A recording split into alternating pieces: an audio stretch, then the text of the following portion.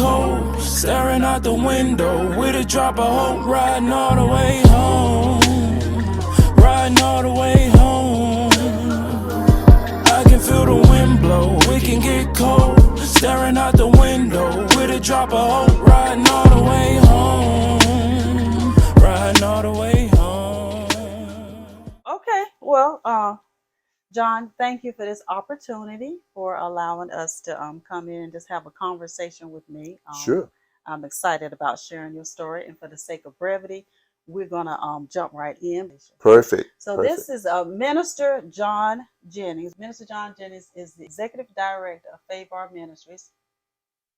This young man here has a story to tell, and not only is his story compelling and inspiring, but he's doing awesome things for the city of Charlotte. It's not so much as what he's doing, which he's doing great things, but it's the why. The why is he doing it? That's what's really awesome to me. So what I want to do, I just want to back up a little bit. Sure. The judicial system had called you a menace to society. That's correct.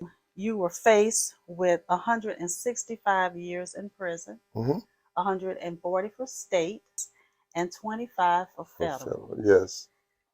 While you were serving time in prison, unfortunately, you received some devastating news which changed your life forever. But out of that devastating pain, you turned your life into purpose and fight. And you embraced your story with the purpose of God's glory. Tell me a little bit about the lifestyle and the mindset that where you were before, that led up to your incarceration. So just tell me a little bit about that. Okay, so perfect. Prior to my incarceration, I was a whole different person. I was living in a whole different lifestyle and a whole different culture. I was out in the streets, I was selling drugs, I was doing a little bit of everything that could be done. And I was selling drugs and doing what I felt like was living, so to speak. Then there would come a time when I would exhaust all of my funding for my drug trafficking and whatnot, and I would begin to rob banks to get other monies to come back and kind of redo my drug game again. That went on for a while. In the back of my mind, Felicia, I had thoughts of acquiring everything in life that I wanted that way. I felt like that was the fast way to get it, the best way to get it. I made a lot of money in a short length of time. I said, this is it. I've landed. This is it. Little did I know where I was headed. So I met my demise on one of my bank robberies, actually the last bank robbery. I met my demise because we were apprehended by the police, carted away, placed off in prison, put on $1 million bond, and eventually carted off to prison. And as I said before, as you alluded to, it was 165 years. It was like 140 years through the Fed and 25 years during the state. And so from that point, that's where I sort of had my Damascus Road experience, if you will, biblically, right? Going into prison and realizing that that's where I was. That's what life had dealt me at that point, but that's not what I was comfortable with, because I just couldn't get comfortable being in prison and having being told what time to get up, what time to go to bed. I couldn't change the channel on the TV. I couldn't walk on the grass. Just a number of things that I had become complacent with in life. And so I knew that wasn't where I was supposed to be. So that's when I began to pray, go back to my roots, because I was reared in the church and I knew about God and had a biblical background and through my family and whatnot.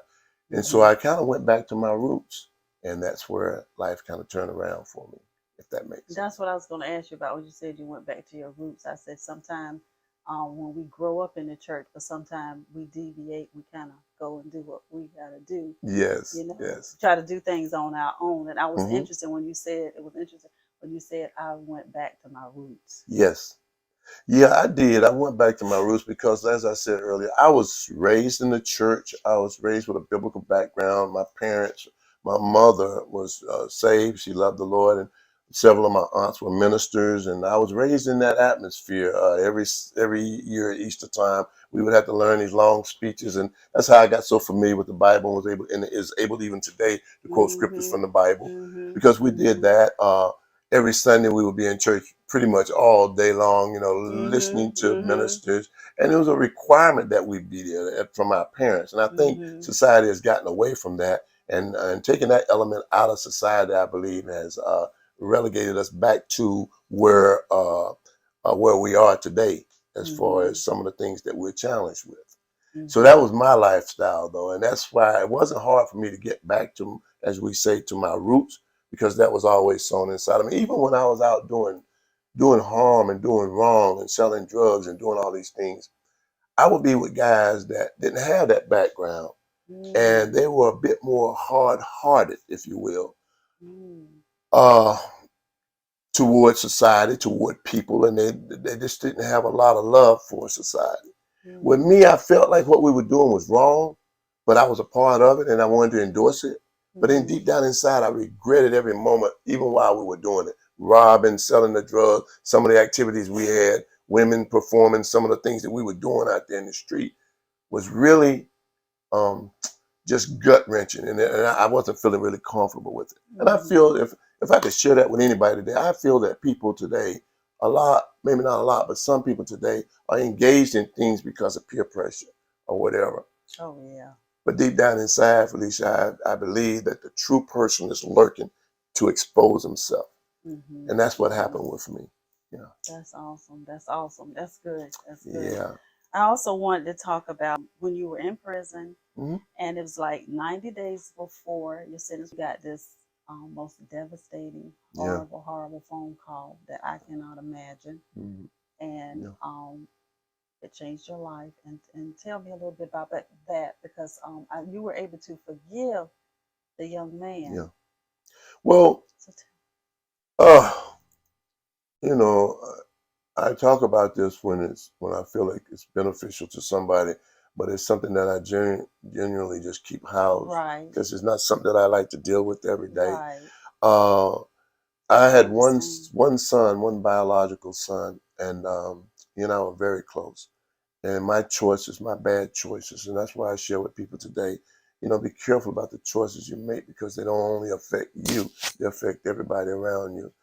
And Mm-hmm. so I got carted off to prison, as I said earlier, but I had to leave my son back here because uh, he lived with me. So I had to leave him back here with his mother. And Mm-hmm. at that time, she was also involved in drugs, taking drugs and doing drugs. So she really wasn't prepared to raise a son. And he was like 9 years old at that time.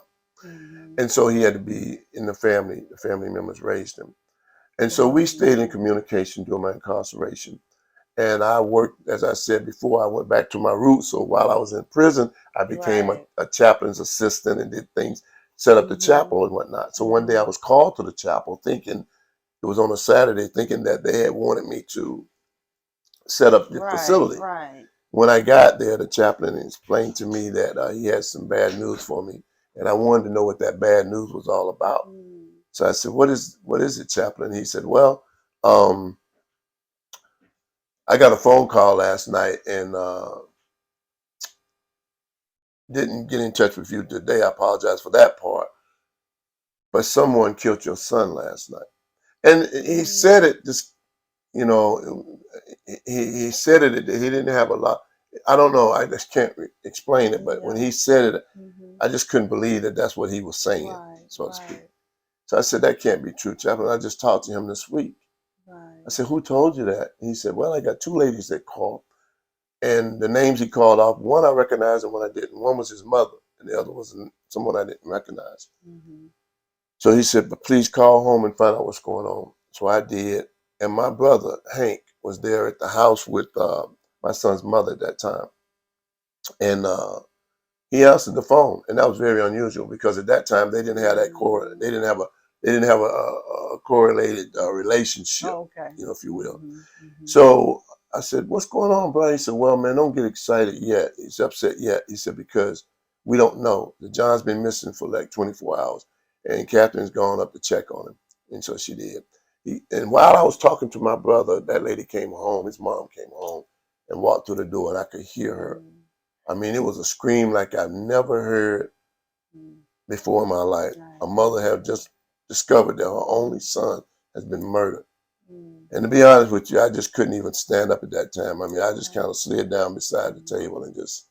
Um, so we went through that, and of course they wouldn't allow me to come home because it was a homicide. So the funeral and everything had to go forth.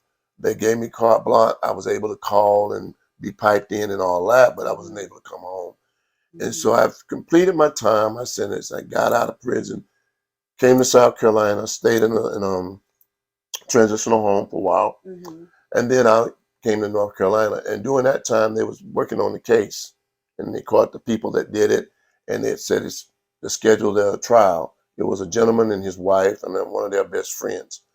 And so when I got home, they invited me up to come and be a part of the trial procedures.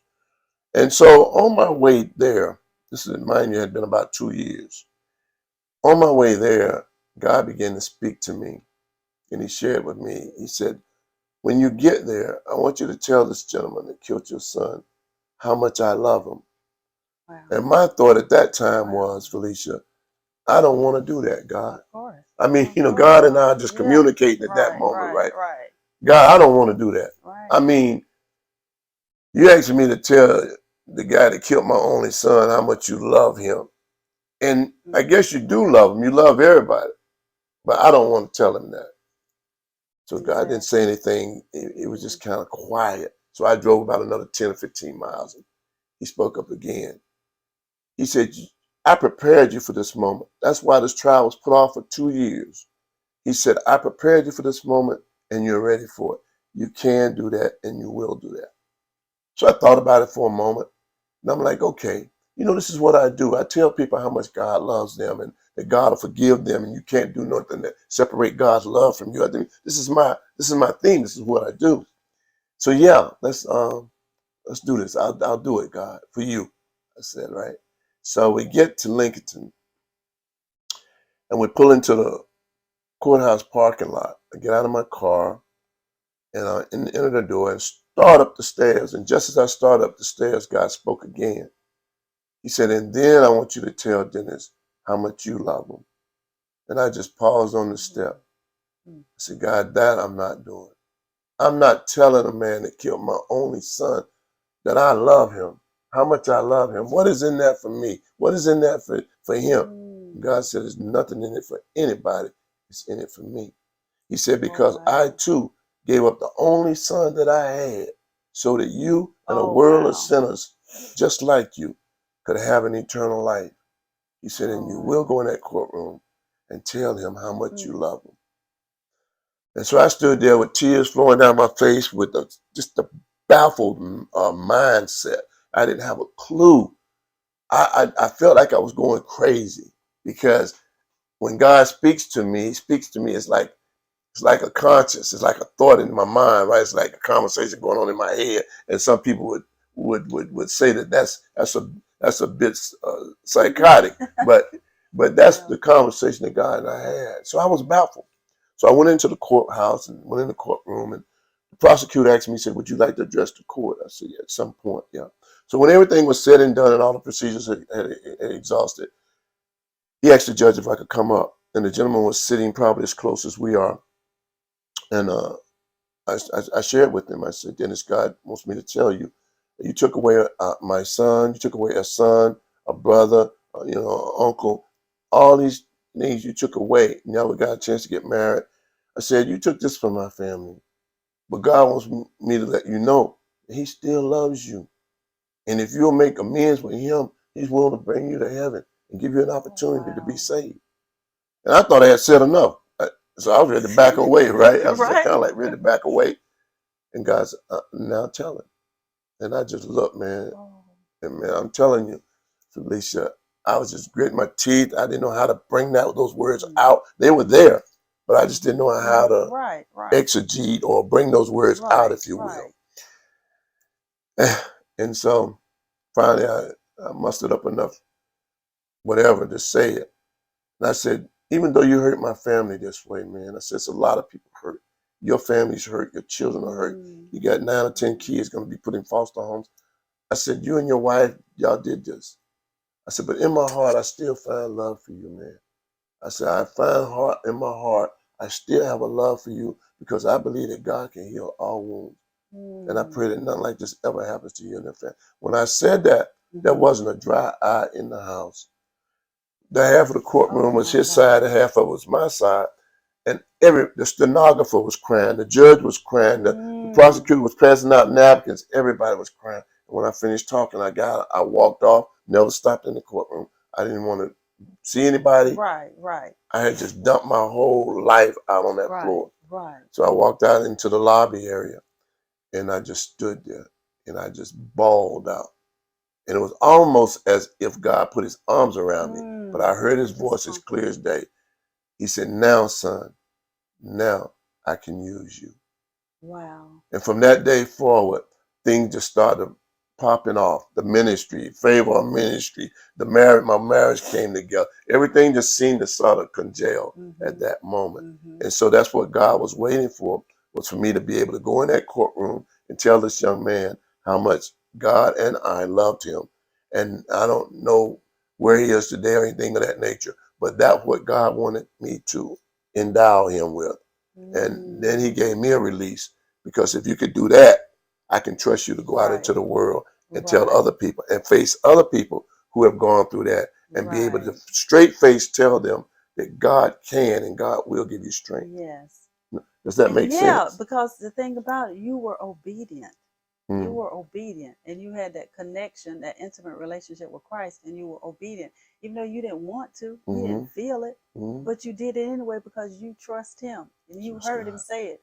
So that's what, that I truly understand. But I know that was, thank you so much for sharing that with us. You're welcome. That was I know, so but we appreciate that. Oh my God. And from that on, of the birth of Favor Ministries, and that's also in honor of your son, right? It is Favor Ministries.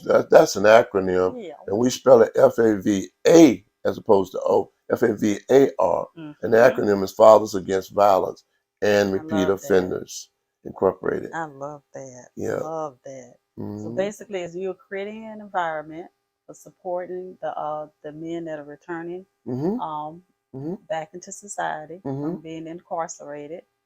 And we're in this wonderful house right now. They having an interview. It's really awesome. I mean, if you could come and see it, I mean, it would be great. I'm excited. I'm excited about what you're doing. Thank you. Also, can you tell us a little bit about, so the concept came in honor of your son and in Favor Our Ministries. I think that's also when you said fathers against that. So when you said fathers, that's what really kind of realized, I was like, that's so interesting, because that relationship between a father and a son is so important.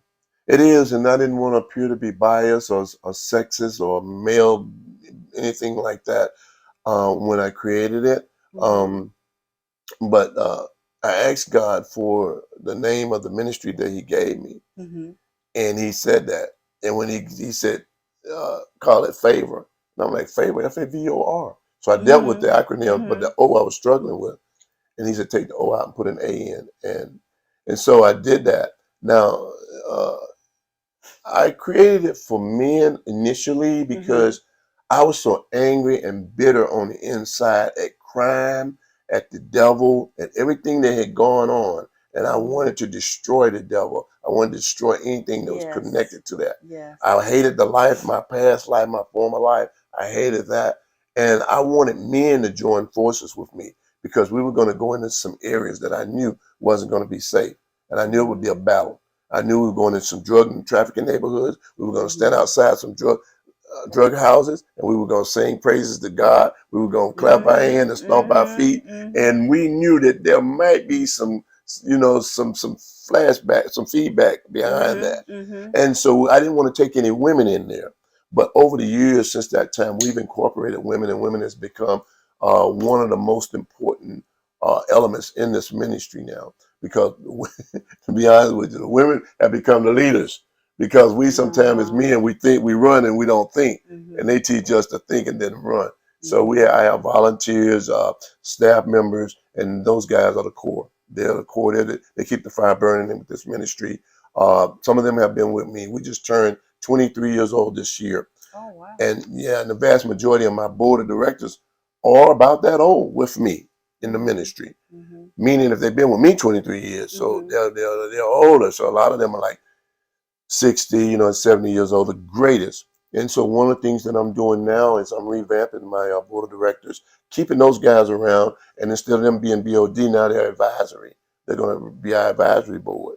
And I'm bringing on, I'm looking to bring on a whole brand new board of directors, reaching out into the millennials, the Gen X's, because these guys swing the pendulum for the digital divide, if you will. My guys, they know.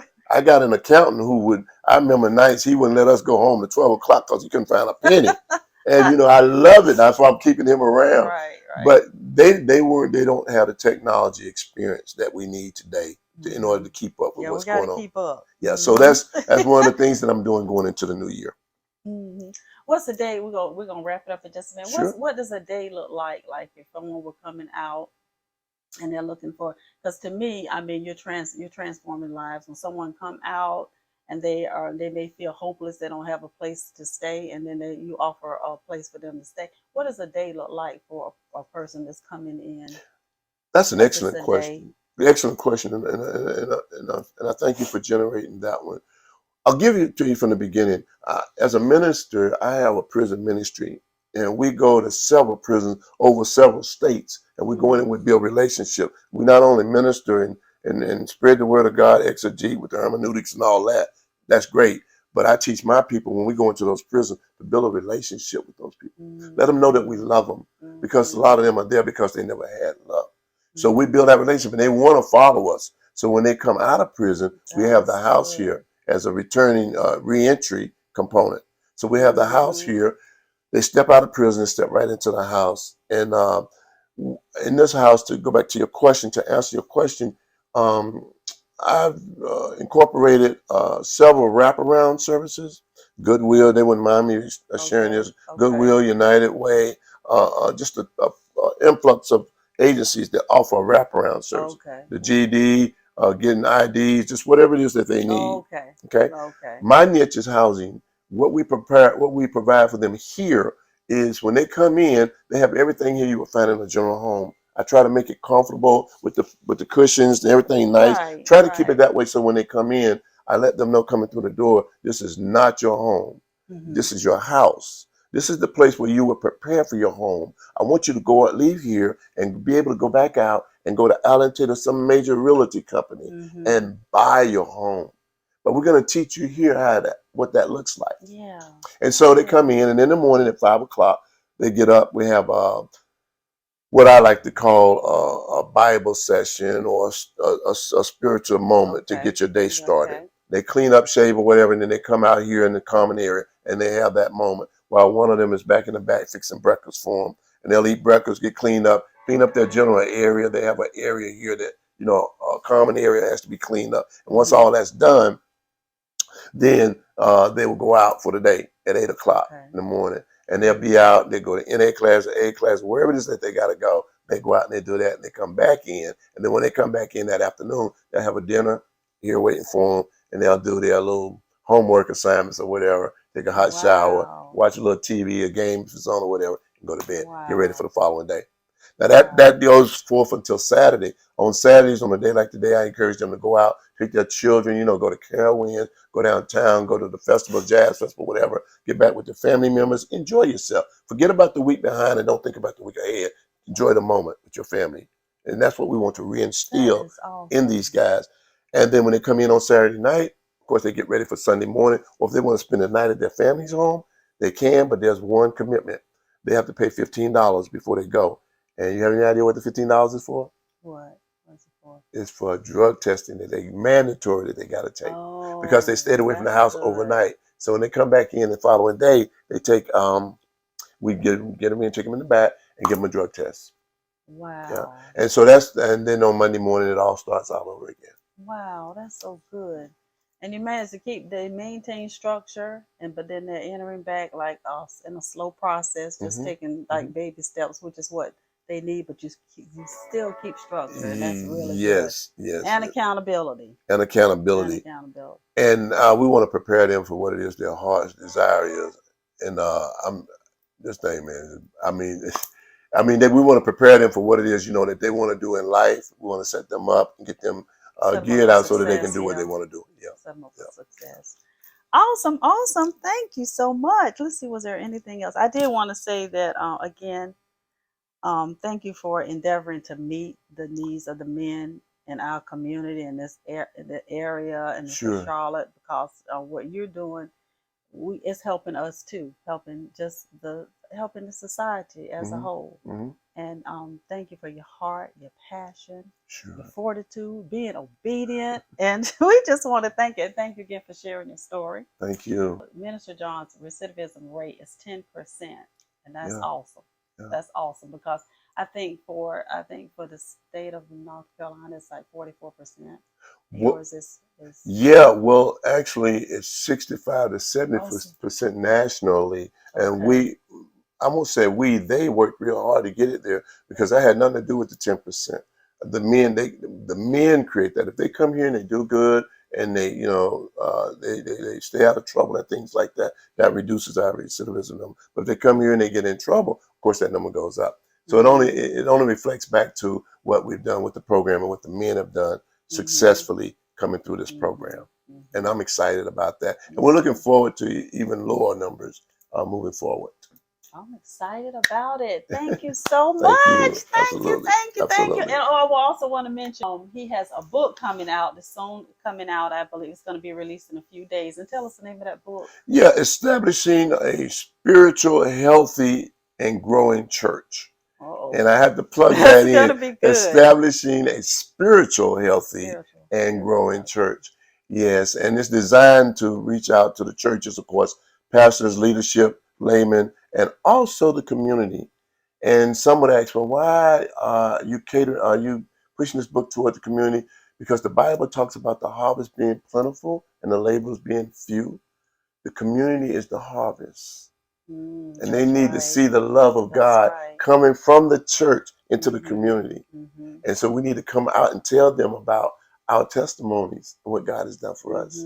And so that's a little bit about the book. Good. Thank you. Thank you. So when God says move, y'all, we got to move. We got to move. We can't wait. We got to go ahead and move.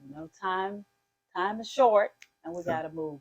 Again, thank you so much. I'm trying to think, is there anything else I want to say? One other thing, right? This book will be launching next week, and so next week. Okay. Yeah, it will be launching next week, and so it'll be on Amazon and all the other places that books are being sold right now.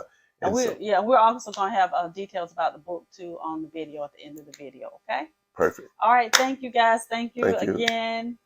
Have a great one. E.H.A.U.S. Thank you. All right. Thank you.